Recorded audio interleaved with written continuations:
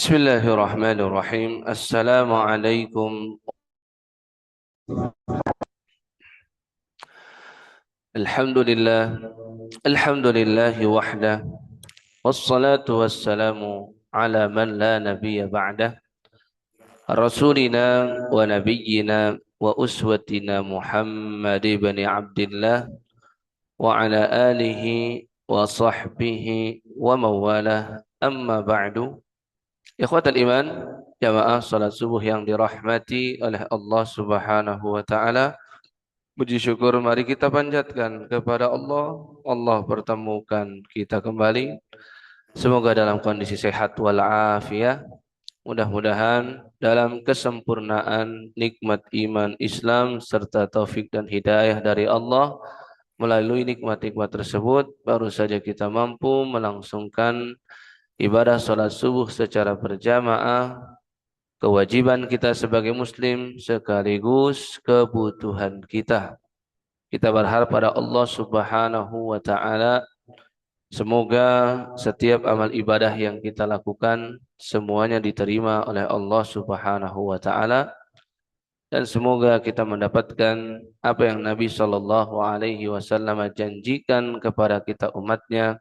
Basyiril masyaina fi dhalami ilal masajidi bin nurit tammi yaumal qiyamah. Beritakanlah kabar gembira kepada orang-orang yang berjalan di kegelapan malam menuju ke rumah-rumah Allah untuk melangsungkan ibadah salat. Kabar gembiranya, kata Nabi, di hari kiamat akan memperoleh cahaya yang sempurna. Di waktu salat kapan? Saat paling gelap, di waktu salat subuh dan di waktu salat isya. Zuhur dan asar terang benderang. Maghrib masih belum sempurna hitamnya, masih ada jingga di ufuk, masih ada oranye di ufuk, belum hitam seutuhnya dan sepenuhnya. Namun di waktu isya dan di waktu sholat subuh kondisi malam sangat gelap. Dengan kita bersabar atas gelapnya kondisi tersebut dan tetap berupaya menuju ke masjid melangsungkan ibadah sholat berjamaah, itulah yang membuat Allah Azza wa Jalla memberikan cahaya yang sempurna di hari kiamat. Kata para ulama, al-jaza'u min jinsil amal. Selalunya balasan dari Allah sesuai dengan jenis amal yang dilakukan. Karena di waktu di dunia rela untuk gelap-gelapan menuju ke masjid, maka Allah berikan cahaya yang terang benderang di hari kiamat. Seperti orang yang berpuasa dikarenakan dia rela bela-belain tetap menjalankan ibadah Allah dalam kondisi perutlah lapar, dahaga, haus. Maka Allah Azza wa Jalla berikan balasan, di antaranya dipersilakan masuk ke dalam surga lewat pintu apa? Pintu Ar-Rayyan. Ya. Padahal Nabi kita SAW sampaikan, pintu surga ada berapa? Ayo, ada berapa Bapak Ibu? Ada yang bilang 7, ada yang bilang 8. Hati-hati tertukar itu. Salah-salah ke tempat yang sebelahnya tuh. Di hari kiamat hanya ada 2 tempat kan? Ada surga, ada neraka. Salah nih, bisa geser ke sebelahnya. Kalau surga itu adalah 8. Kalau neraka itu tuh 7. Jangan tertukar. Ya. Dua-duanya disebutkan di dalam Al-Quran dan sunnah Nabi Sallallahu Alaihi Wasallam. Untuk pintu surga, hadis Nabi yang sahih tentang kita berwudu, tata cara wudu. Ada hadis Utsman, ada hadis Umar bin Khattab. Di antaranya kalau kita ambil hadisnya Umar bin Khattab radhiyallahu anhu, barang siapa yang wudunya persis seperti wuduku ini. Ya, maksudnya wudunya Rasulullah sallallahu alaihi wasallam. Di riwayat lain, barang siapa yang menyempurnakan wudu dan menutupnya dengan ucapan asyhadu an la ilaha illallah wahdahu la syarikalah wa asyhadu anna Muhammadan abduhu wa rasuluh.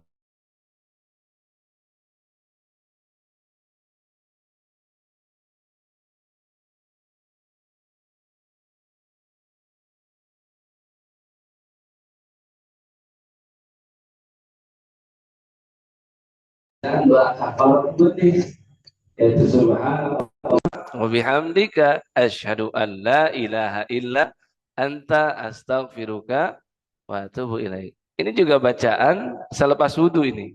Di antara bacaan selepas wudu ya, mirip seperti bacaan setelah membaca Al-Qur'an. Bedanya kalau setelah baca Quran tidak ada asyhadu allanya. Ya, jadi langsung la ilaha illa anta astaghfiruka wa atubu ilaik. Ya, kata Nabi SAW yang membaca ini dan menutupnya dengan doa tadi dengan syahadat kepada Allah dan syahadat untuk Nabi Muhammad sallallahu alaihi wasallam, maka qila lahu di hari kiamat nanti akan dikatakan kepadanya malaikat yang berkata dan mempersilahkan, udkhulul jannah, masuklah kamu ke dalam surga, min ayyi abwabil jannati samaniyati masyita. Yang artinya dari 8 pintu surga yang manapun yang kamu sukai. Di hadis itu berarti jelas ada berapa? 8. Dari 8 itu Nabi terangkan lebih rinci lagi. Ada pintu sholat, ada pintu jihad, ada pintu sodako, ada pintu apa? Pintu nggak ada ibu. Pintu ar-royan tadi kita sampaikan. Kenapa untuk puasa pintunya namanya ar-royan? Ini yang tadi kami awal sampaikan. Amalan mendapatkan balasan sesuai dengan apa yang kita kerjakan di dunia. Kalau kita rela gelap-gelapan ke masjid di waktu isya dan subuh, maka Allah berikan cahaya yang terang Kalau kita rela untuk kehausan ketika sedang berpuasa, maka dipersilakan masuk ke dalam surga lewat pintu ar-royan namanya, bukan asyam. Padahal pintu sholat untuk orang-orang yang sering sholat. Pintu jihad untuk yang gemar berjihad. Pintu apalagi tadi? Sodako untuk orang yang sedekah, tapi sedekah yang papan atas. Yang rajin ahli sodakoh papan atas. Bukan sedekah yang setengah-setengah. Bukan sedekah yang kalau memberi itu sembari apa ya, yang paling ini aja deh, yang paling kecil aja nominalnya. Pilih-pilih yang mana yang jelek duitnya. Pilih-pilih yang gitu kan. Bukan yang seperti itu. Nah, ketika sering berpuasa, masuk ke dalam surga lewat pintu ar-rayyan. Sebabnya, karena asyam itu artinya menahan. Menahan makan dan sedangkan penghuni surga nggak bisa ditahan makan dan minumnya. Maka tidak proper kalau masuk pintu surga, nama pintunya namanya asyam. Maka disebut dengan ar-rayyan. Ar-rayyan itu orang-orang yang kenyang minum. Rayyan itu yang kenyang makan. Jadi disebut pintunya dengan pintu ar-rayyan. Dibalas oleh Allah karena di dunia kelaparan dan kehausan akibat puasa yang ia jalankan, maka ia masuk ke surga lewat pintu ar-rayyan, yang mana ini cerminan kalau sudah masuk ke surga berarti tidak akan lapar dan haus. Makan minum banyak ya. Apa mungkin badan kita segini gitu kan? Enggak, jemaah. Diperbesar oleh Allah Azza wa Jalla supaya setiap inci tubuh kita, setiap inci organ tubuh dalam kita pun merasakan nikmat. Karena Allah yang menyempurnakan nikmat. Tapi poinnya dari hadis tadi, kita tahu pintu surga ada 8. Kalau pintu neraka ada 7. Jangan tertukar. Nanti kalau sebut 7, nanti malah masuk neraka. Nah, untuk pintu neraka Allah sebutkan di surat Al-Hijr, surat 15, ayat 43 dan ayat 44. Allah Azza wa Jalla menyebutkan tentang orang-orang yang masuk neraka. Allah sebutkan di ayat 44-nya, laha sab'atu abwab likulli babim minhum juz'um maqsum. Neraka itu memiliki laha sab'atu abwab. Tujuh. Sab'ah itu apa? Tujuh. Wahidun satu, isnaini salah satun, arba'atun, khamsatun, sittatun, sab sab'atun tujuh, sama niatun delapan, tis'atun sembilan. Makanya kan kemarin puasa tasu'a dari kata tis'atun. Puasa asyura dari kata asyratun. Ya. Ada samuna. Samuna dari kata apa? Samaniyatun. Ya. Cuman tidak ada puasa samuna. Cuman hari ke-8 Muharram namanya samuna. Dari kata sab'atun juga bisa kita sebut sabu'a, hari ketujuh Muharram. Ingat, Asyura itu bukan nama puasanya ya, tapi berpuasa di tanggal 10 gitu. Ya, Asyura ini artinya hari ke-10 di bulan Muharram. Semua angka-angka tadi bisa kita buat yang sama. Ya, dari sitatun jadi apa? Tadi sab'atun jadi sabu'a, samaniyah jadi samuna, dari sitatun jadi bingung kan? Kalau khamsatun khomusa, salah satun salusa, hari ketiga tuh. Nah, kalau sitatun sadusa. Lah kok beda? Memang begitu. Sitatun sadisatun itu keenam. Berarti dari kata sadisatun dirubah menjadi sadusa. Artinya adalah hari keenam bulan Muharram.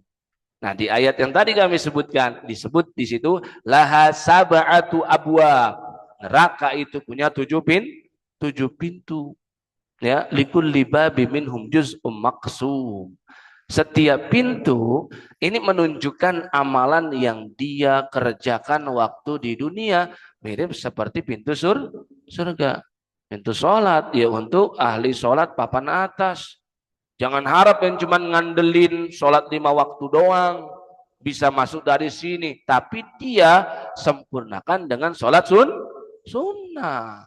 Padiyah, qobliyah, sholat malam, sholat duha, sholat mutlak bahkan. Kalau yang sudah terbiasa begini, insya Allah masuk surga bisa dipersilakan lewat pintu sholat. Yang paling istimewa pintu apa Bapak Ibu? Ada yang tahu? Pintu maaf. Pintu apa Bapak? Ada yang tahu?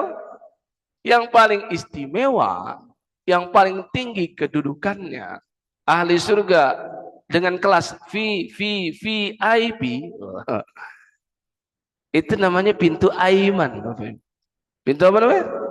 Pintu Aiman. Ya. Dalam hadis riwayat Imam Ahmad bin Hambal, Musnad Imam Ahmad, dari jalur sahabat Abu Hurairah radhiyallahu anhu, Nabi SAW menceritakan nanti di padang mahsyar, tatkala Allah memberi izin kepada Nabi kita sallallahu alaihi wasallam untuk memberikan syafaat uzma. Apa? Syafaat uzma. Syafaat uzma itu syafaat yang terbesar. Quran memberi syafaat, ya. Puasa memberi syafaat, ya. Setiap amal soleh bisa memberi syafaat. Begitupun teman-teman, saudara-saudara muslim yang seiman juga bisa saling mengangkat dan memberi syafaat. Tapi syafaat yang terbesar, yang paling menyeluruh, yang paling bermanfaat buat semua manusia adalah syafaat siapa? Baginda Nabi Muhammad sallallahu alaihi wasallam. Yang mana kita sangat dianjurkan untuk memohonkan ini demi Rasul nanti setiap selepas azan. Habis azan makanya rahasianya kenapa? Bersolawat dulu. Jangan lupa. Setelah azan selesai jangan langsung baca doa. Bersolawat dulu. Arahan dari Nabi kita SAW. Banyak yang mengamalkan langsung doa Allahumma rabba hadhihi da'watita. Padahal solawat dulu. Ya. Mungkin ini ya. Di zaman silam entah kapan. Kenapa muazzin kadang-kadang sebelum azan dia suka menyebut firman Allah surat Al-Ahzab ayat 56. Innallaha wa malaikatahu yusholluna 'alan. Mungkin. Cuman terjadi misleading di kemudian hari. Ya, tidak disampaikan kepada generasi berikutnya dan generasi berikutnya pun tidak belajar. Kenapa sih membaca itu gitu? Sehingga dianggap menjadi ritual di dalam padahal enggak itu bukan ritual. Maksudnya seseorang azan yang enggak perlu membaca innallaha wa malaikatahu yusholluna, enggak perlu. Dari Nabi enggak ada bimbingan itu dan para muazin Rasul pun juga tidak diarahkan untuk itu. Cuman kita bayangkan kenapa sih ini ada? Mungkin di zaman silam ketika speaker belum ada. Ketika mungkin pakai beduk dan ketika orang itu belum ingat tentang sholawat kepada Nabi, sehingga di awal diingatkan tuh seakan-akan nanti nih setelah azan jangan lupa sholat. Mungkin wallahu alam, tapi yang jelas jangan sampai diyakini itu bagian dari ritual azan yang enggak ada. Cuman kadang-kadang kita tuh perlu menyelami, mengetahui asal muasal suatu tradisi agar kita bisa objektif dalam menilai dan kita juga bisa meluruskan dengan tepat. Ya, sebelum kita katakan ya memang ini enggak ada tuntunannya dari Rasul, tidak ada. Tapi mungkin orang dulu ya miriplah seperti imsak, ada yang pro banget, ada yang denial banget. Imsak gitu kan. Ya kalau kita bayangkan di zaman dahulu ketika jam belum tersebar. Kita bayangkan di zaman dulu ketika orang patokannya waktu sholat itu misalkan ya lewat masjid yang jami tuh yang pusat. Ini dia udah mulai azan baru yang lain azan. Ketika masjid jaraknya berjauhan juga. Kalau di sini mah Pondok Kelapa satu kelurahan bisa 5 tuh masjid. Satu RW bisa 5 tuh. Ada Al-Ikhlas, ada Al-Wahyu, ada Az-Zumar, ya.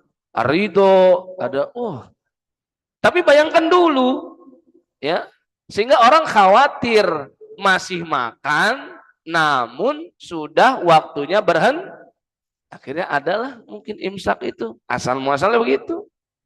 Cuman terjadi misleading, tidak disampaikan itu kepada masyarakat dengan tepat.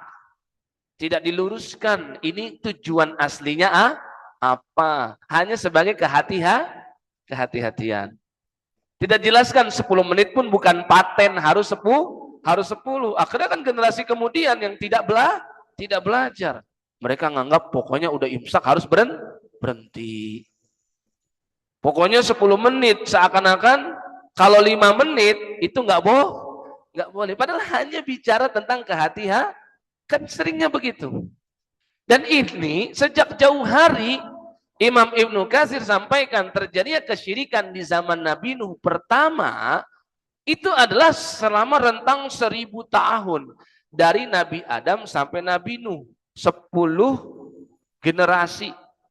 Ya, kata Quran dalam bahasa itu 100 tahun. Nabi kita selalu sampaikan dari Adam ke Nuh itu asyratu qurun. 1000 tahun, 100 kali 10.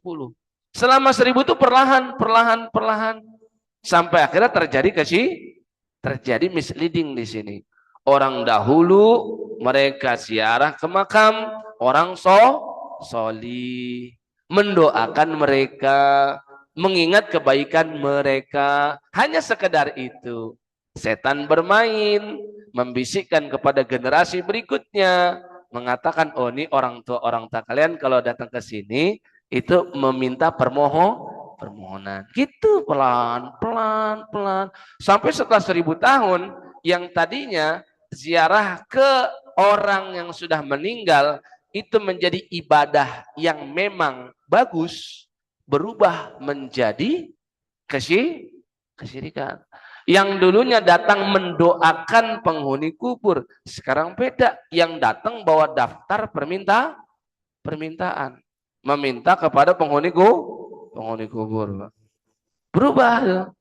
Makanya kenapa pentingnya penyampaian ilmu, ya. Pentingnya generasi berikutnya terus belajar, dan pentingnya yang sudah senior memberi edukasi kepada yang junior.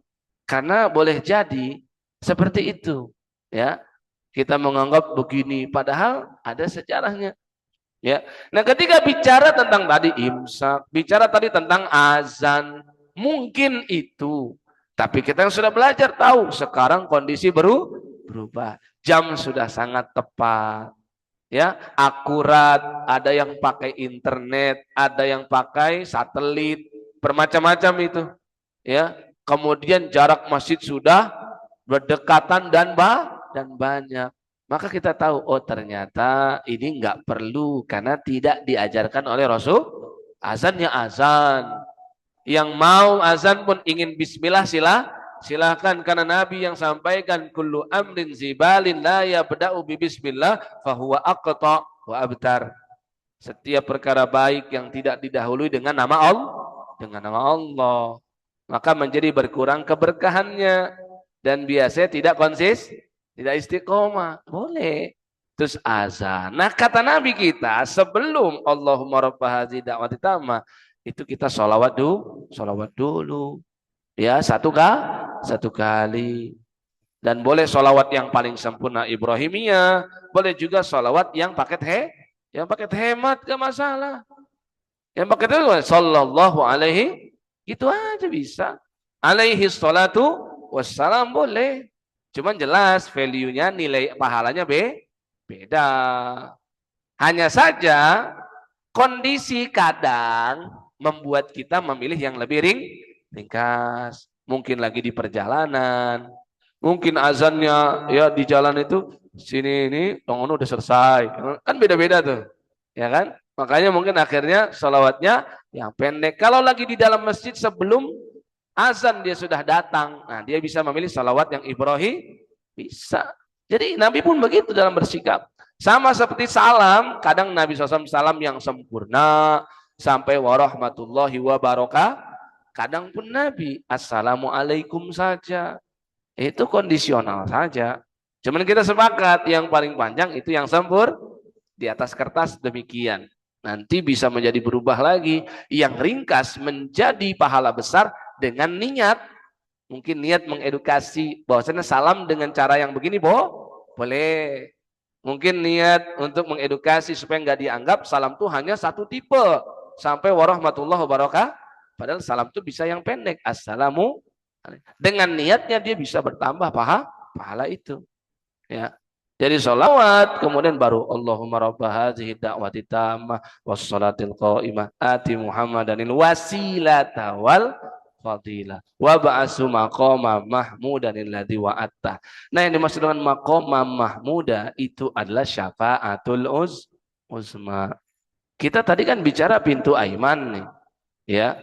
Cuman kita butuh mengetahui ini dengan jelas lewat dalil-dalil yang lain. Sehingga terkesan agak mutar, tapi supaya pemahaman kita nggak parsial. Kata Nabi kita SAW, di dalam hadis Imam Ahmad tadi kami sampaikan, ada pintu aiman. Nanti di padang mahsyar setelah aku sujud di bawah arsy Allah, kemudian Allah beri izin kepadaku memberi dan itu syafaat yang menyeluruh. Saking ya besarnya syafaat ini, semua kebagian. Bagaimana bentuk manfaat syafaat ini? Memindahkan kita dari padang mahsyar ke tempat berikutnya. Loh, kok kelihatannya kayak nggak spesial? Dikira syafaat itu ampunan, dikira syafaat itu menaikkan seseorang dari surga rendah ke surga yang atas. Dikira syafaat itu mengeluarkan dari neraka menuju surga. Syafaat itu banyak macamnya. Dan syafaat Nabi juga banyak. Ada yang hanya meringankan siksa api neraka. Seperti syafaat Nabi untuk Pak D-nya sendiri, Abu Thalib. Bisa mengeluarkan dari neraka menuju surga. Ada. Tapi yang ini nih, syafaat ini luar biasa. Kenapa demikian luar biasa? Di padang mahsyar kondisinya sangat berat sebenarnya. Matahari didekatkan, masing-masing kita berkeringat dengan keringat yang sesuai dengan amalan kita di dunia. Kata Nabi, ada yang keringatnya hanya sampai mata kaki, ada yang sampai lutut, ada yang sampai pinggang haqqawaihi, ada yang wa minhum man yuljimuhu iljaman, ada yang sampai kelelep tenggelam dengan keringatnya itu di padang mahsyar. Ada yang dibangkitkan bahkan wajahnya tersungkur ke bawah, kakinya di atas. Ya, bermacam-macam, kondisinya berat. Makanya dengan dipindahkan dari tempat tersebut itu sudah amat sangat menguntungkan. Dan itulah syafaat pertama. Nanti Nabi akan memberikan syafaat bermacam-macam lagi. Ya, di jembatan Sirat nanti juga ada syafaat Rasul, banyak sekali. Nah, cuman yang syafaatul uzma ini semua kebagian, baik manusia maupun apa? Maupun siapa? Maupun jin, Bapak Ibu. Jangan lupa wa ma khalaqtul jinna wal insa, kan bukan kita doang yang ibadah sama Allah, tapi juga bangsa jin. Ya. Dalam surat Al-Jin, bangsa jin juga bilang di ayat 11, wa anna minnas solihuna wa minna duna zalik. Kunna tara'iqa qidada. Kata bangsa jin, mereka memperkenalkan diri mereka dalam surat Al-Jin. Wa anna minnas solihuna, dan sesungguhnya di antara kami ada jin yang soleh. Wa minna duna zalik. Ada jin yang enggak soleh. Maksud ada jin yang rajin sholat subuh, ada jin yang rajin qobliyah subuh, ada jin yang rajin puasa, ada jin yang berkurban, ada jin yang pergi itu yang soleh. Wa minna duna zalik. Ada di antara kami yang tidak soleh. Kunna tara'iqa qidada. Kami pun bangsa jin punya jalannya masing-masing. Spiritual journey mereka juga beda-beda kayak kita gitu. Di ayat 14-nya, wa anna minnal muslimuna wa minnal qasidun.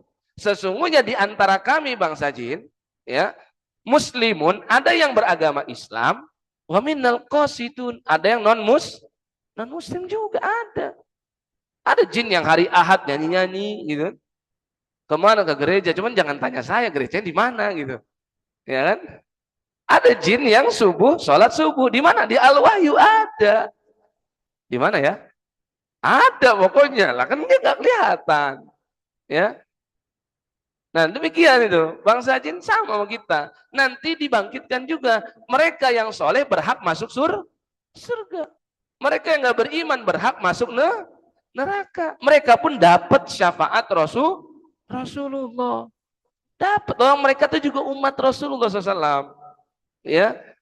Ibnu Mas'ud bercerita, selepas Nabi ditolak oleh penduduk Taif, ya, Nabi itu sebelum hijrah, gambaran Nabi SAW dakwah tuh 3 tahun pertama dakwah sembunyi, ya, underground.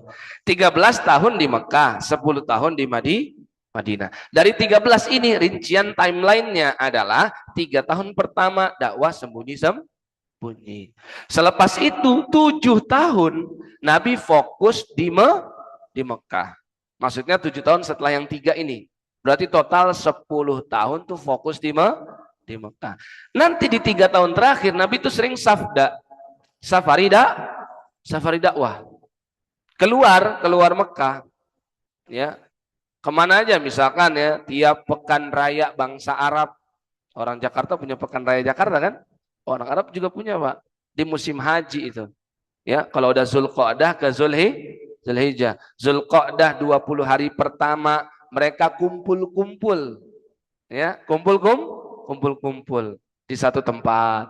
Mereka apa? Melakukan festival, mereka ada kulineran di sana, mereka ada penampilan perlombaan, pokoknya kumpul tumpah ruah di sana. 10 hari terakhir bulan Zulqa'dah pindah lagi tempatnya. Sebagian mengatakan 20 hari pertama Zulqa'dah di pasar Ukaz. Ya, Ukaz tuh, tempat bersejarah ya. Terus 10 hari yang terakhir Zulqa'dah pindah ke mana? Zulmajaz. Ada yang bilang di tempat namanya Majinnah. Ada yang mengatakan sebalik, Ukaz itu justru yang terakhir, yaitu dari tanggal 1 Zulhijjah sampai sebelum mereka mabit di Mina tanggal 8 malam 9 Zulhijjah. Pokoknya itu gambarannya. 20 hari Zulqa'dah, 21 sampai 30 hari Zulqa'dah, tanggal 1 sampai tanggal 8 Zul, itu mereka pindah-pindah. Nabi datang ke sana karena tahu banyak orang barangkali yang tertarik sama Islam. Itu safari dakwah Nabi itu selama 3 tahun terakhir. Ya. Nah, Nabi SAW setelah itu kan baru ada namanya Baiat Aqobah nanti. Alhamdulillah nanti ada 6 orang dari Yasrib. Mereka beriman, di antara sahabat Jabir bin Abdullah yang masih sangat muda dan belia saat itu. Terus setelah itu mereka berjanji, kami akan sebarkan Islam di tempat kami di Madinah, Yasrib waktu itu namanya. Kemudian kami akan membawa tahun depan, tuh kata mereka. Tahun depan di musim yang sama, Zulqa'dah, Zulhijjah, kami akan bawa orang-orang yang siap untuk dibaiat ya Rasul. Terjadilah tahun depan tuh baiat Aqobah yang pertama. Jadi begitu Nabi SAW. Nah, di dalam 3 tahun sebelum Nabi hijrah itu, ya, selain Nabi itu ke tempat tadi, Nabi juga pergi ke Taif. Pergi ke mana? Ke Taif. Tapi bukannya disambut, malah Nabi kita disambit. Ya, sama penduduk Taif beliau. Dilempari batu. Padahal ekspektasi Nabi amat sangat besar. Kenapa? Dulu Nabi waktu dari bayi sampai 4 tahun, beliau tinggalnya dekat dan berdampingan dengan Taif. Karena diasuh sama ibu susuan beliau namanya Halimah As-Sa'diyah dari kabilah Bani Sa'ad. Sedangkan yang di Taif kabilah Bani Saqif. Tetanggaan tuh. Dan mereka tuh tahu tentang anak yang membawa berkah ini. Si Halimah datang ke Mekah pakai ontak sudah tua, kurus, kering. Tapi balik-balik membawa bayi, membuat ontak itu gemuk. Susunya jadi banyak. Kuat dia. Ya, usia hanya angka. Balik ke tempat ke rumahnya Halimah Sa'diyah, langsung memberikan keberkahan pada keluarganya Halimah. Harta benda melimpah. Orang sekitarnya juga mendapat keberkahan. Bagaimana tidak kalau Nabi Isa saja ya memberikan keberkahan kepada sekitarnya, bagaimana Nabi Muhammad? Gitu logika sederhananya. Kan Nabi Isa berkata tentang dirinya, inni Abdullah ataniyal kitab wa ja'alani nabiyya, ayat 30 surat Maryam. Kemudian apa? Wa ja'alani mubarakan aina ma kuntu. Allah jadikan aku memberi keberkahan dimanapun aku berada. Itu Nabi Isa, Pak. Bagaimana dengan Nabi Muhammad? Pasti lebih besar lagi. Nabi yang terakhir, pemimpinnya para nabi dan Rasul. Itu logika sederhananya. Walaupun kita nggak dapat rincian detailnya kayak apa bentuk berkahnya. Tapi logika sederhana saja. Keberkahan itu kan ketika kebaikan itu bertambah terus menerus. Kebaikan yang bertambah terus menerus itu namanya keberkahan. Ya. Kalau tambah terus menerus tapi nggak baik, berarti bukan barokah. Ya. Income-nya dapat terus, nambah terus. Tapi cuman habis buat apa? Habis buat biaya rumah sakit. Habis buat apa? Buat judi. Habis buat apa? Membeli barang-barang mewah. Tapi ada orang yang income-nya nggak banyak nominalnya. Tapi kok bisa pergi haji? Tapi kok bisa selalu kurban? Tapi kok tetap bisa sedekah? Nah, berarti itu bedanya antara yang barokah dengan yang kurang barokah. Barokah itu kebaikan, terus bertambah, terus Menerus kebaikannya. Bukan yang cuma nambah terus, tapi kurang baik. Nabi SAW di situ. Makanya orang tuh pada tahu. Apalagi berita tentang ini anak sempat dibawa dua manusia besar yang sebenarnya malah malaikat Jibril dan terus anak ini diduga dihabisi oleh dua orang besar ini karena dibedah dadanya. Kan Nabi kita kan dibedah dadanya sama malaikat. Cerita itu Pak tersebar. Makanya ketika Nabi SAW sudah dewasa, sudah besar bahkan 40 tahun itu kan dapat wahyu. Terus 13 tahun dakwah di Mekah. Di usia 50 tahunan lebih, Nabi balik ke Taif. Ekspektasinya tinggi sekali. Harapannya ibarat seperti putra daerah balik lagi ke tempat asal. Tapi bukan disambut, malah disambit tadi oleh penduduk Taif. Maka Nabi amat sangat bersedih. Dan kesedihan beliau itu bukan rasa sakit yang beliau derita akibat luka-luka fisik itu, bukan. Tapi lebih kepada, ini saya udah datang jauh-jauh, 90 kiloan loh. Dari Mekah, dari Ka'bah tuh, Masjidil Haram, ke Taif. Sekitar segitu. Jalan kaki, Pak. Belum ada Gojek saat itu. Ya, belum ada, Pak. Nggak bisa gitu. Belum ada, cuman ada onta, belum ada Toyota. Cuman Nabi pun berjalan kaki sama putra angkat beliau, Zaid bin Haritha. Ya, setelah itu beliau keluar, dihiburlah sama Allah. Hiburan yang pertama apa? Nggak jauh dari beliau keluar Taif, ada seorang budak yang masuk Alhamdulillah deh, jauh-jauh. Minimal ada satu deh yang masuk Islam. Berjalan lagi Nabi SAW menuju ke Mekah. Ternyata di sebuah lembah Nabi SAW dibawa sama bangsa jin ke alam mereka. Ya, disinilah yang tadi kami maksud. Nabi kita SAW menjadi Nabi untuk jin dan manusia. Dan Nabi SAW membacakan Quran. Awalnya beliau sholat, didengar oleh bangsa jin. Mereka tertarik. Maka di surat Al-Jin narasi pertamanya adalah Qul uhiya ilayya annahu istama'a nafaru minal jinni faqalu inna sami'na Qur'anan ajaba. Katakanlah wahai Muhammad, telah diwahyukan kepadaku annahu, bahwasannya istama'a nafaru minal jinni. Ya, bahwasannya sekelompok bangsa jin mendengarkan ayat Quran yang Nabi baca, sedangkan Nabi lagi kemudian mereka berkomentar, inna sami'na Qur'anan ajaba, sesungguhnya kami mendengar bacaan Al-Quran yang sangat menakjubkan. Ini yang bercerita sahabat Ibnu Mas'ud. Ya, makanya selepas Nabi sholat, Nabi berdakwah kepada bangsa jin. Di antara dakwahnya Nabi bacakan surat Ar-Rahman, kata Ibnu Mas'ud.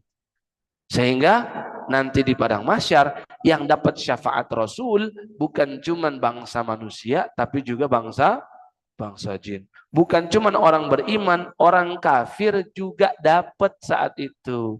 Karena hanya memindahkan dari padang mahsyar. Cuman setelah itu dihisab, dimizan, dilewati sirat dan seterusnya. Itulah kenapa kita bersolawat setelah azan, baru berdoa. Dan doa tersebut supaya Nabi SAW bisa memberikan syafaat.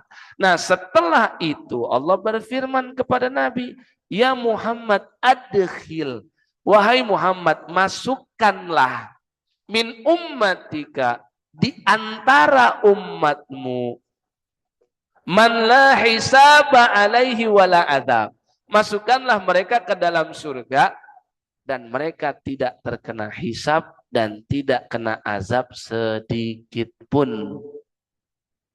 Min babil aiman min abwabil jannah, masuknya dari pintu nah yang tadi kami sebut, masuknya dari pintu aiman di antara 8 pintu surga. Itu yang paling spesial Bapak Ibu.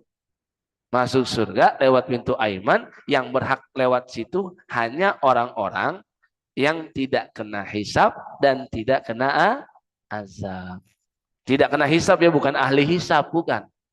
Lain itu. Ya. Nah inilah tentang pintu surga dan pintu neraka. Jadi harus diingat lagi, pintu surga 8, pintu neraka tuh 7. Yang 8 tadi sudah kita sebut, pintu sholat iya, pintu ar-royan iya, pintu sedekah, dan pintu Ini 4 ini dalam satu hadis. Kemudian hadis yang berikutnya yang dalam Musnad Imam Ahmad tadi tentang pintu Aiman. Jadi 5. Dalam Musnad Imam Ahmad juga Nabi sebutkan pintu yang keenam yang tadi ibu-ibu sampaikan, pintu maaf. Orang yang suka memaafkan kezaliman orang lain. Kelihatannya sepele ya, tapi enggak semua bisa Bapak Ibu. Ya kan? Gimana tuh rasanya punya pasangan yang toxic relationship, yang ngerusak kita, yang marah-marahin kita, yang suka zalim sama kita. Berat rasanya. Tapi ketika kita mau memaafkan, mau memaafkan kezaliman dia, maka disitulah nilai plusnya. Bagaimana dengan ada orang yang punya mitra bisnis, modal bersama, tiba-tiba pas untung ditilep sendiri. Nah itu, banyak kan? Dibawa kabur. Ya, ketika pencatatan hak miliknya, ownernya harusnya 2, cuman sendirian, dia memanipulasi itu. Rasanya sakit nggak Bapak Ibu? Sakit itu, banget itu. Bagaimana punya teman, ya, udah bestie banget, udah deket banget deh, ya, 10 tahun berteman, 20 tahun berteman, suatu saat pinjam duit, Bapak Ibu. Angkanya fantastis dan kita percaya karena sudah puluhan tahun. Pernah gitu pinjam 1 juta, ya, bayar, 2 juta bayar. Padahal itu modus operandinya. Memang sengaja pinjamnya segitu-gitu dulu. Nanti setelah yang kelima kali, tiba-tiba pinjam 100, 200. Kita lihat, oh kemarin-kemarin sih bayar. Oh juga teman sendiri.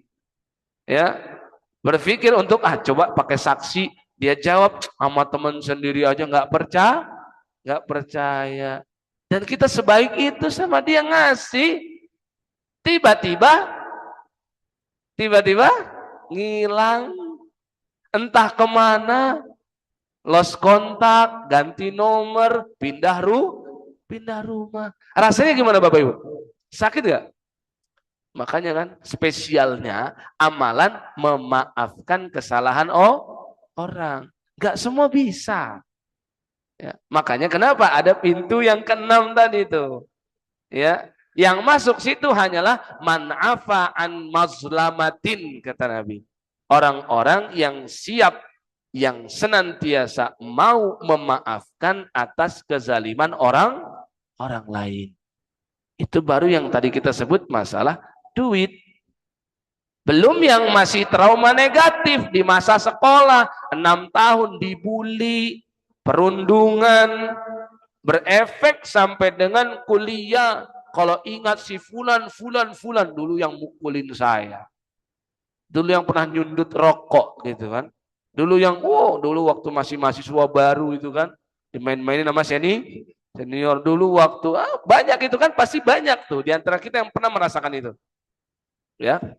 Ditoyor pala tiba-tiba tiap hari gitu kan, apalah macam-macam. Tapi ada orang-orang yang mau memaafkan. Itulah spesialnya. Padahal bisa nggak dia gugat di akhirat? Bisa nggak Bapak? Bisa sekali. Memang kalau urusan kezaliman yang kita terima dari pihak lain, itu ada 3 cara kita untuk menyikapinya. Dan 3-tiganya diajarkan oleh syariat. Cuman kita disuruh milih. Mau level biasa aja atau mau level up. Level paling rendah, kita balas. Namanya kisos. Boleh nggak? Boleh, dalam syariat itu ada. Makanya nyawa dibayarnya nyawa. Hidung dibayar hidung. Telingo lagi. Telinga dibayar telinga. Dan kalau ada orang yang memukul kita, walaupun sudah 20 tahun lalu, dan kita ingat sekian pukulan yang dia lakukan. Benda dan media yang dia pakai juga kita ingat. Bersama siapa-siapa saja orang yang kita juga bisa nggak kita nanti gugat di akhirat? Bisa. Atau sebelum sampai akhirat kita datangi dia lagi setelah 20 tahun. Karena kita sekarang punya power. Mungkin kita punya jabatan, mungkin kita punya orang suruhan, mungkin kita punya kekuatan. Dulu kurus krempeng sekolah, sekarang sudah rajin nge-gym. Ototnya besar, bisa bela diri. Datang 20 tahun kemudian. Terus dia bilang, saya mau balas. Boleh nggak dalam syariat? Boleh. Namanya kisos. Tapi harus sama. Jumlahnya berapa, media alat pukulnya berapa, itu harus sama. Namanya wal juruha kisos. Setiap luka itu boleh dikisos. Cuman itu bukan level yang tinggi, level yang terendah. Level berikutnya yang kedua, level up. Ya, kita apa? Kita maafkan di dunia, tapi kita gugat di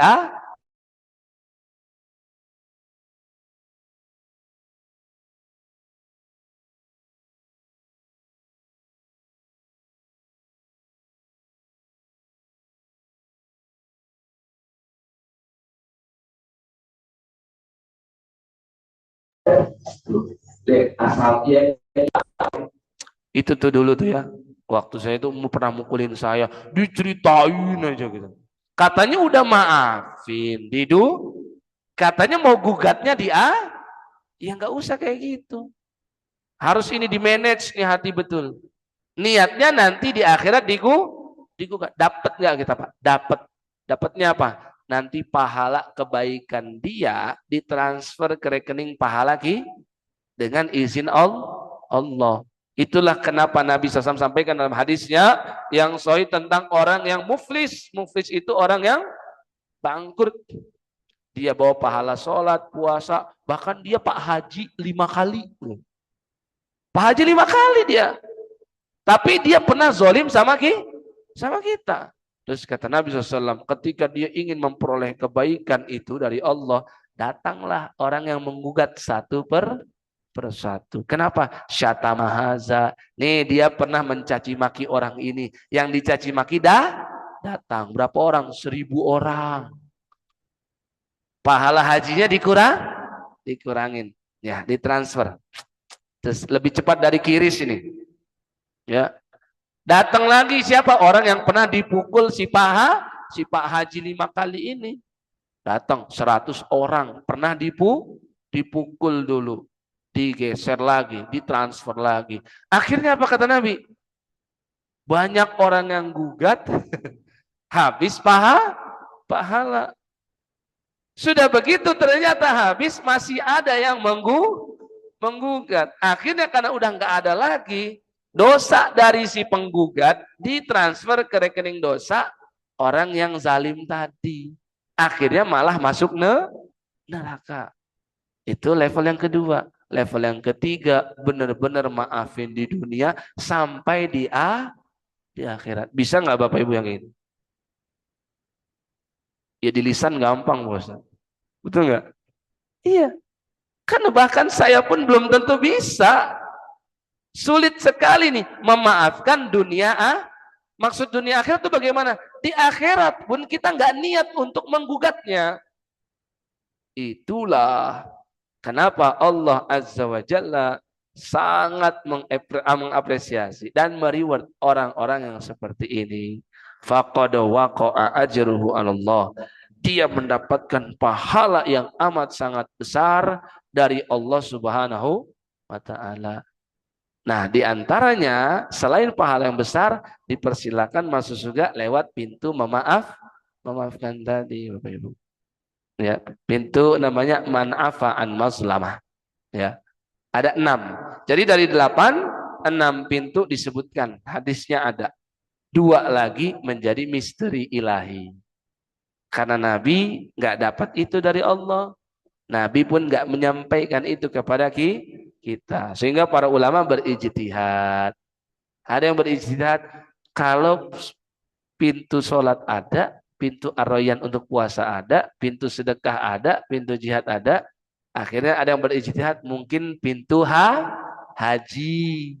Karena dia rukun Islam. Ada yang berijtihad mungkin pintu ilmu. Karena ilmu ini adalah dasar dari semua amalan. Ada yang berijtihad mungkin pintu taubat. Ya. Hanya Allah yang tahu, tapi dari 8, 6 dipastikan ada dalil-dalilnya. Ya. Ada pertanyaan Bapak Ibu?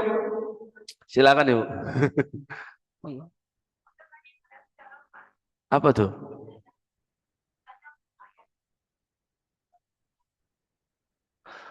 Oh, alah yang itu ya. Sekilas saya masih dengar namanya, ingatnya pebulu tangkis ya. Iya, yang itu ya. Yang iya betul loh ya. Pira tuh Jawa Barat ya. Iya, tahu. Nah, itu kan banyak tuh Pak yang di macem-macemin lah gitu loh. Itu pakai hukumnya hukum kisos ya Pak. Ya kalau di negeri kita memakai hukum Islam, ya si korban tuh punya hak untuk kisos.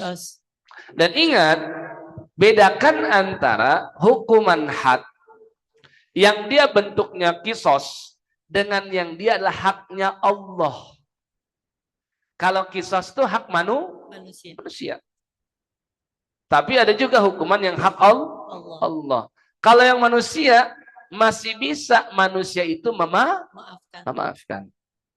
Ya, ada itu di Arab Saudi itu anak remaja ya dibunuh sama temannya. Kemudian si wali darahnya, orang tuanya memaafkan. Datang ini ibunya pelaku. Belum ngomong ingin memohon maaf. Dan memang ini setelah orang tua korban pun tahu ya, ternyata ya orang tuanya dari si pelaku yang nggak ada salah. Kan masing-masing menanggung dosa masing-masing. Kalau sudah akil balik kan. Walau kita tahu ya peran orang tua sangat vital. Ya Nabi Ibrahim alaihissalam tidak menanggung dosa ayahandanya Azar. Nabi Nuh alaihissalatu wassalam pun demikian, tidak menanggung dosa dari anaknya kan. Si Kanan itu tidak. Masing-masing kalau sudah akil balik. Hanya saja nanti orang tua dan anak itu nanti bisa dimintai keterangan oleh Allah. Ya, ada wanita nggak berhijab sampai akhir hayatnya. Dosa itu dia tanggung. Tapi Allah bisa meminta keterangan. Apa sebab kamu nggak berhijab? Anaknya ngomong, ya dulu mah bapak ibu saya nggak mengarahkan.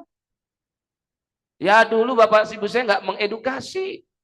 Teman saya pakai karena disuruh sama orang dipaksa. Saya berharap kalau saya balik ke dunia, saya tuh dipaksa sama orang tua saya. Gitu misalnya. Ada, itu bisa. Dan nanti sekehendak Allah mau bagaimana nih orang tua diapain nih. Tapi yang jelas si anak ini tetap punya karena dia akil balik. Dia punya akal, bisa belajar. Apalagi zaman sekarang, ketika video singkat ceramah tuh banyak tersebar. Orang yang rajin buka TikTok buat joget pun ada aja yang lewat FYP-nya ceramah Ustadz 1 menit. Ya kan? Iya. Tentang hijab. Dia tahu kan minimal. Dia bisa itu kena delik gitu nanti di akhirat. Ya. Nah, maka demikian ya, orang tua itu ya tidak menanggung dosa anak, tapi nanti bisa dimintai keterangan oleh Allah Azza wa Jalla kenapa anak ini melakukan ini. Barangkali ada peran dari orang tua. Tapi tetap dosa itu untuk si anak karena dia punya akal dan dia sudah balik. Makanya orang tua korban tuh tahu orang tua si pelaku itu orang baik. Dan kedatangannya pun tahu ingin meminta maaf. Baru datang Orang tua dari si korban berkata, demi Allah, saya ingin seperti dulu para sahabat. Saya ingin seperti sahabat Huzaifah bin Al-Yaman. Tahu nggak Bapak Ibu? Huzaifah bin Al-Yaman. Huzaifah itu ayahnya mati di perang Uhud bukan karena musuh, nggak sengaja ditombak oleh kaum muslimin sendiri. Dalam perang Uhud itu kondisinya rumit banget, begitu complicated. Nah, di antaranya datang syaitan atau iblis yang menyampaikan, wahai kaum muslimin, kan ada barisan-barisannya. Di belakang kalian ada berbaliklah, berbalik mereka. Akhirnya malah menyerang teman sendiri. Dan Huzaifah menyaksikan ada ayahnya di situ dan ia berteriak, wahai kaum muslimin, jangan. Itu ada ayah tapi udah kepalang. Qadarullah wa masya'a fa'al. Jika Allah berkenan, tidak mampu mencegah. Akhirnya ayahnya Huzaifah itu wafat di tangan kaum muslimin sendiri. Tapi nggak sengaja. Dan Nabi SAW mengumpulkan diat buat si siapa? Huzaifah. Diat itu adalah denda atas pembunuhan yang tidak kan nggak sengaja, ini nggak ada niat. Ya. Setelah dikumpulkan, ternyata Huzaifah menolak. Ya Rasulullah, saya tahu ini kejadian tidak sengaja. Saya amat sangat sedih atas wafatnya ayah saya. Tapi saya ingin, ya, saya orang yang berbesar yang mudah memaafkan. Maka tolong diat yang sudah dikumpulkan atas wafatnya ayah saya ini, satu orang itu 100 ekor unta. Kalau sekarang satu unta mungkin 1 unit Avanza Veloz. Tapi tipenya mungkin yang nggak terbaru. Ya. Berarti satu nyawa dibayar 100 unit Avanza Veloz. Berapa Bu? 300? Hampir lah. Range-nya segitu. Seekor unta tuh. Ya. Jadi kalau 100 ya udah segitu kira-kira. Kalau di negeri kita gimana tuh? 17 Agustus libur, ya, residivis, bunuh lagi. Karena nggak memberikan efek jerak. Coba kalau Islam tegak, kisos diberlakukan. Tapi maaf pun dibukakan pintu tersebut. Seperti Huzaifah ini. Ya. Akhirnya diat itu seluruhnya malah buat baitul mal. Dia sedekahkan. Padahal hak dia sebagai anak dan ahli waris. Nah, maka kisah yang tadi itu di Arab Saudi kami sampaikan, ini orang tua ingin seperti sahabat Huzaifah itu. Akhirnya padahal si orang tua pelaku tuh udah mau sujud-sujud tuh. Langsung, ya kan? Udah saya maafkan. Bertakbir semua satu ruangan tuh kan. Itu masalah kisos, masalah diat. Ini hak manusia. Maka boleh manusia ini memaafkan, bahkan menggratiskan free, nggak bayar apa-apa. Tapi kalau hak Allah seperti zina, seperti mencuri potong tangan, seperti rajam, seperti minum khamr, itu hak Allah. Ketika itu terjadi, maka harus ditegakkan. Ya. Makanya apa yang tadi Ibu tanyakan, ya, kalau seandainya di negeri kita ini asasnya adalah hukum Islam, Islamic law, maka si korban tuh bisa untuk meminta kisos. Apa saja tuh yang hilang? Katanya mata. Mata 2. Ya, katanya apa? Itu bisa. Ya. Dan bisa juga itu mungkin cangkok mata. Cuman wallahu alam, karena ini nggak ada hubungan apapun, tidak boleh itu. Karena bukan mahramnya. Ya. Jadi intinya bisa. Dan setiap satu anggota tubuh itu bisa dikadar dengan diat. Itu bisa. Karena setiap luka yang diperoleh oleh seseorang dari orang lain, maka itu bisa kisos. Kalau dia nggak menempuh jalan kisos, maka ada diatnya. Setiap luka itu juga ada. Dan ini yang membuat efek jerak. Sehingga orang kalau mau zolim, mau menyakiti orang, pikir lagi. Ya, jadi poinnya begitu. Dan dia pun bisa menggugat nanti di akhirat. Ya, Wallahu a'lam bishawab. Ya, makasih Pak Ustadz. Assalamualaikum warahmatullahi wabarakatuh. Waalaikumsalam. Assalamualaikum warahmatullahi wabarakatuh. Waalaikumsalam. Pak Ustadz, saya mau nanya ini Pak Ustadz. Allah tidak pernah menzalimi umatnya, tapi umatnya yang menzalimi diri sendiri. Keadaan sekarang Pak Ustadz, mulai dari presiden makin hari makin jelek. Keadaan agama juga gitu. Kita kan Pak Ustadz, keadaan ini kita tidak pernah memilih sendiri, gitu kan Pak Ustadz. Indonesia kaya, semuanya ada, tapi rakyatnya miskin. Apakah ini Pak Ustadz tidak boleh kita protes karena dalam agama kita kan ulil amri harus dipatuhi. Kita hanya berdoa. Apakah betul begitu Pak Ustadz? Itu aja Pak Ustadz. Ya, masalah mentaati ya pemerintah harus kita benar-benar pahami secara komprehensif. Ada yang hanya mengamalkan surat An-Nisa ayat 59, ya ayyuhalladzina amanu athi'ullaha wa athi'ur rasul wa ulil amri minkum. Dengan tekstualnya saja. Ya, wahai orang-orang beriman, taatilah Allah, taati Rasul dan pemimpin kalian. Ya. Padahal kalau hanya ini saja, maka kita bisa menjadi ekstremis. Kita bisa pro sekali terhadap pemerintah yang zalim bahkan. Bagaimana bentuk pro-nya? Ia membiarkan sehingga nahi mungkar menjadi hilang.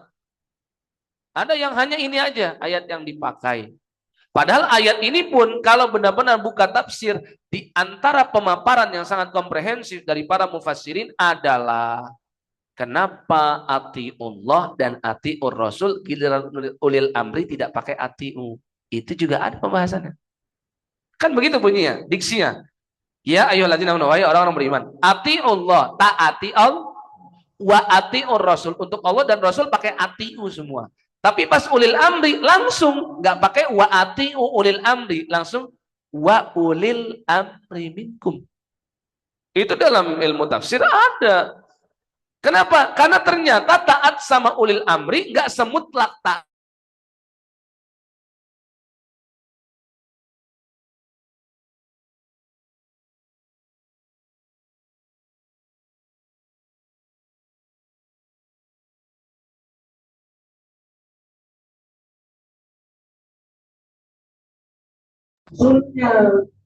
Contohnya di negeri kita ini nggak ada solusi itu. Untuk uang-uang yang kita punya harus dimasukkan ke bank konvensional, bahkan diwajibkan. Kalau enggak nih kita dipidanakan. Tetap kita teguh nggak mau. Jangan pakai ayat itu. Oh ini kita dipaksa ini. Enggak, tetap nggak mau. Walaupun sampai akhirnya kita dipidanakan.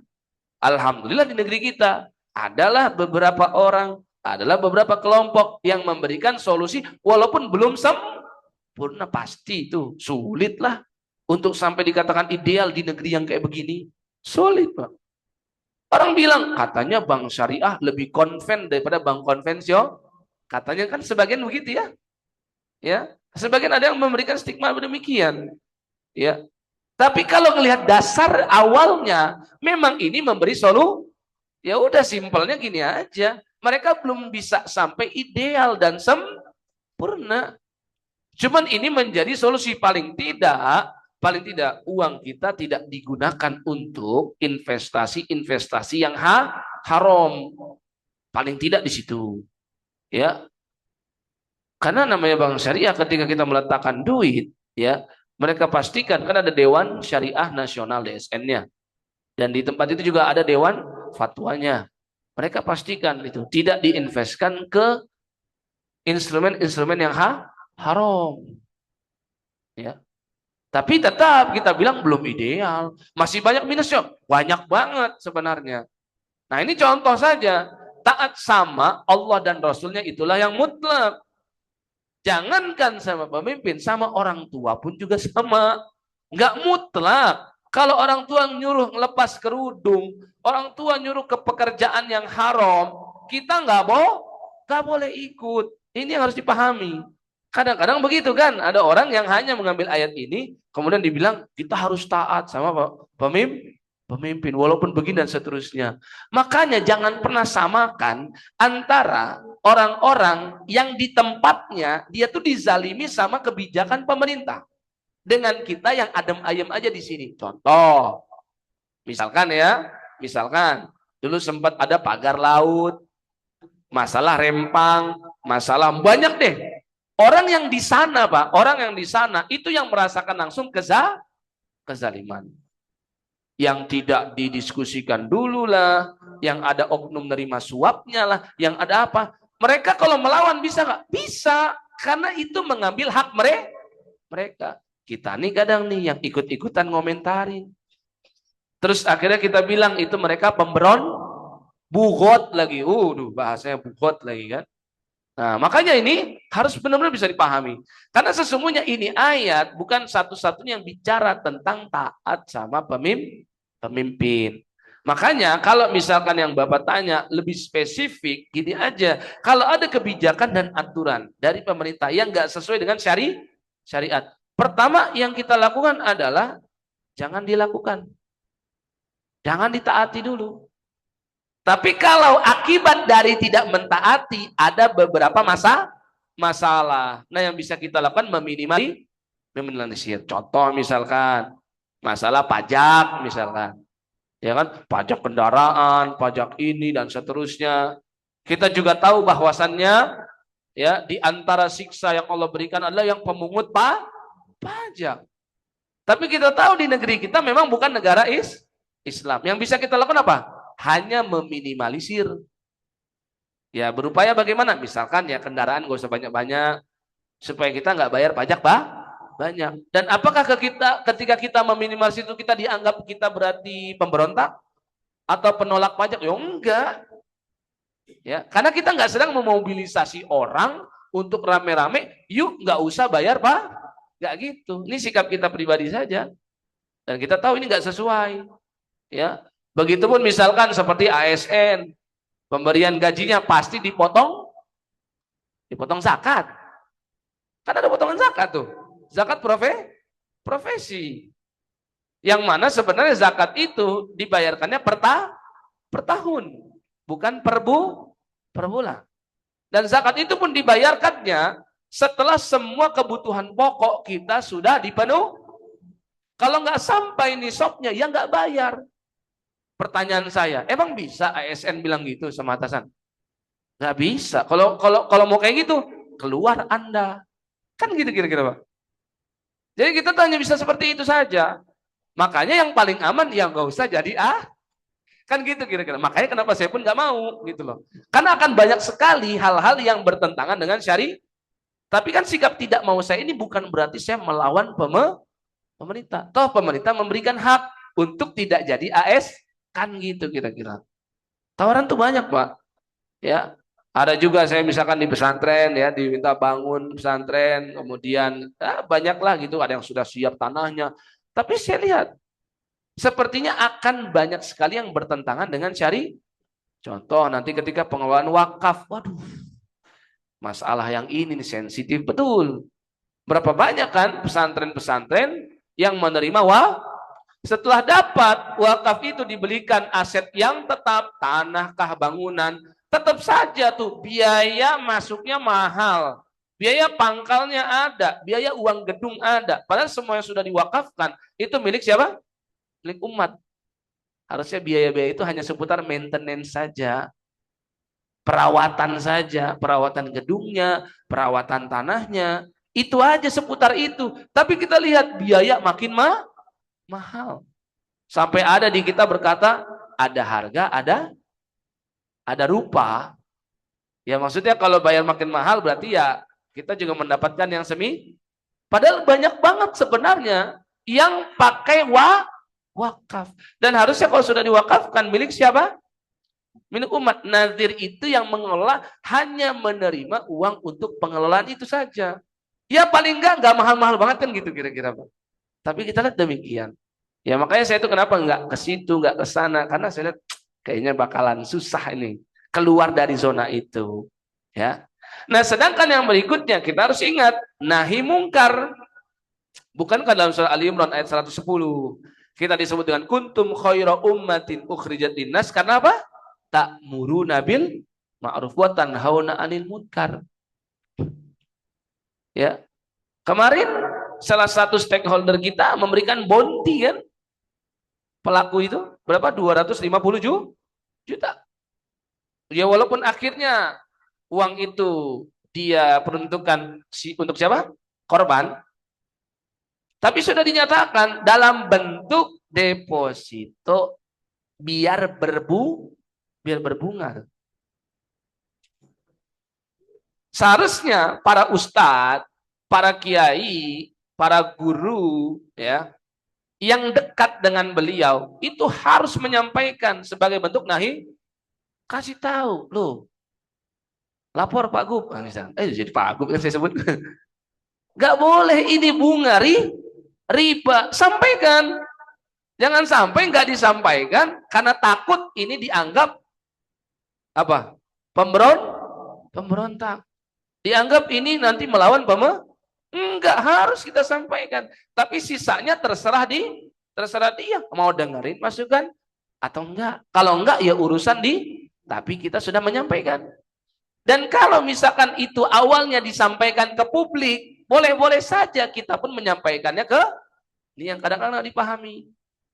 Sampai dianggap harus 4 mata. Enggak juga, enggak semuanya demikian.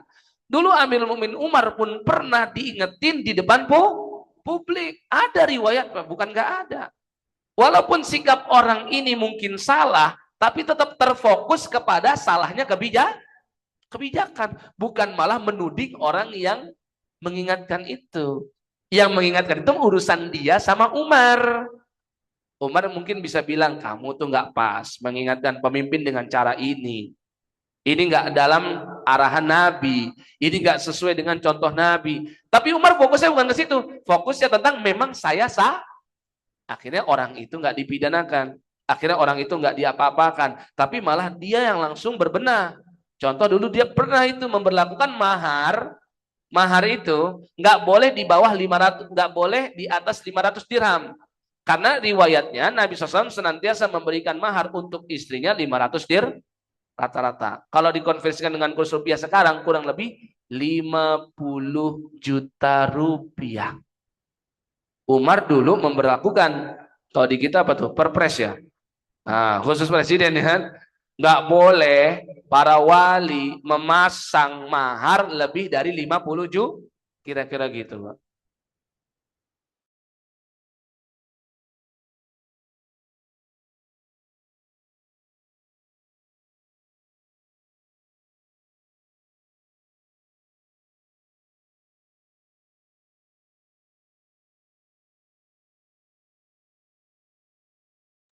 Dan haji dan umrah